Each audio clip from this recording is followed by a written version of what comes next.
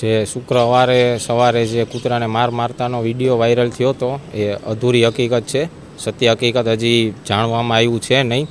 જે રીતે એ બેન ક્રીનાબેન પરમાર અને જે એમના કૂતરાનો જે રીતે શેરીમાં સોસાયટીમાં સમગ્ર સોસાયટીમાં જે ત્રાસ છે એનો આખો સમગ્ર વિડીયો જ આવ્યો છે નહીં. અને જે અમારે આજુબાજુના જેટલા પણ રહીશો છે એ બધા સીપી સાહેબને ફરિયાદ કરવા આવ્યા હતા કે આનો કોઈ આરએમસી પાસેથી કોઈ નિકાલ મળ્યો નથી. અને તેમ છતાં એ બેનને અવારનવાર રજૂઆત કરવા છતાં એ બેન વૃદ્ધો પાછળ મારવા દોડે છે, વૃદ્ધોને બેફામ ગાળો બોલે છે. કોઈ વાતે બેન સમજવા તૈયાર છે નહીં. અને જીવદયા ટ્રસ્ટમાંથી જે લોકોને મોકલે છે એ લોકો હાલ ફિલહાલ અમારી સોસાયટીમાં બધાને દબાવવાનો પ્રયાસ કરે છે. કોર્પોરેશનમાં અરજી કરી છે, કૂતરા પકડવા આવ્યા હતા જે તે સમયે બેન કૂતરાને એના ઘરમાં પૂરીને દરવાજો બંધ કરીને જતા રહે છે. બધા ફૂટે છે પણ બેન આપવા તૈયાર છે નહીં. માંગ એ છે કે જે બે લોકો વિરુદ્ધ બેને ખોટી રીતે ફરિયાદ કરી છે તેમાં અમે એ બેન પાસે પુરાવા માંગે છે કે સમગ્ર હકીકતને પૂરતો વિડીયો જે છે એ સોશિયલ મીડિયામાં અથવા તો કમિશનર સાહેબ પાસે પોલીસ સ્ટેશનમાં રજૂઆત કરે. એ સમગ્ર ઘટના આ છે. આ જે બાળક તમને દેખાય છે આ બાળક ઉપર હુમલો કરવા જાય છે એમનું કૂતરું.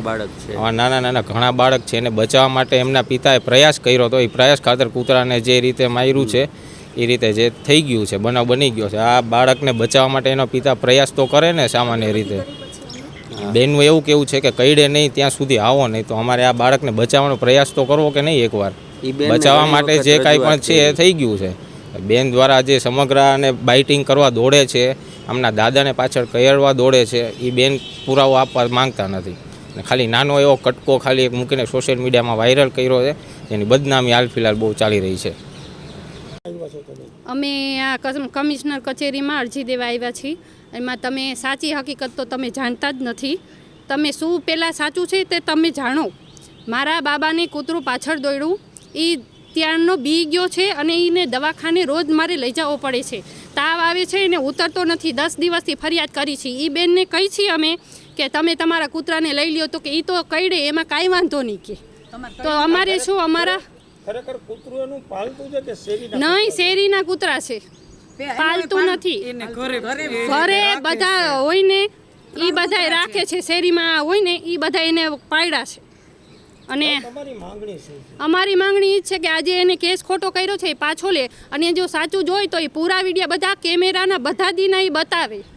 અને શેરીવાળાનો બહુ ત્રાસ દે છે કૂતરાને.